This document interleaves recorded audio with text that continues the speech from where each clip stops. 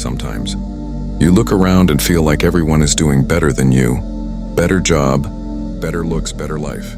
Social media makes it worse. You start to compare your behind the scenes with everyone else's highlight reel. But here's the truth. Comparison kills confidence. Your only real competition is who you were yesterday. Today, we'll break down how to stop comparing yourself and start focusing on your own growth. Step by step.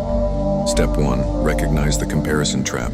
The first step is awareness. Notice when you start comparing and scrolling online, seeing someone's success, or hearing about others' achievements. Stop and remind yourself, their story is not mine. Awareness breaks the pattern before it controls you. Step 2, identify your triggers. What situations make you feel less than? Is it certain people, social media apps, or conversations? Write them down. When you know your triggers, you can control your environment instead of letting it control you. Step 3, limit unhealthy exposure. You don't have to unfollow everyone, but you can control what you consume. Follow creators who inspire, not those who make you doubt yourself. Replace comparison with inspiration, and watch your mindset change. Step 4, focus on your strengths. List the things you're good at, even small ones. Everyone has unique talents and timelines. When you recognize your own abilities, envy turns into motivation. You start realizing your value doesn't depend on someone else's journey. Step 5, set your personal goals. Stop chasing what others have. Ask yourself, what do I truly want? Define your version of success. Maybe it's peace, creativity, or growth.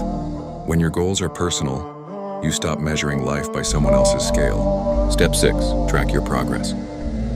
Keep a small journal or note on your phone. Every week, write what you improved. Even small wins count.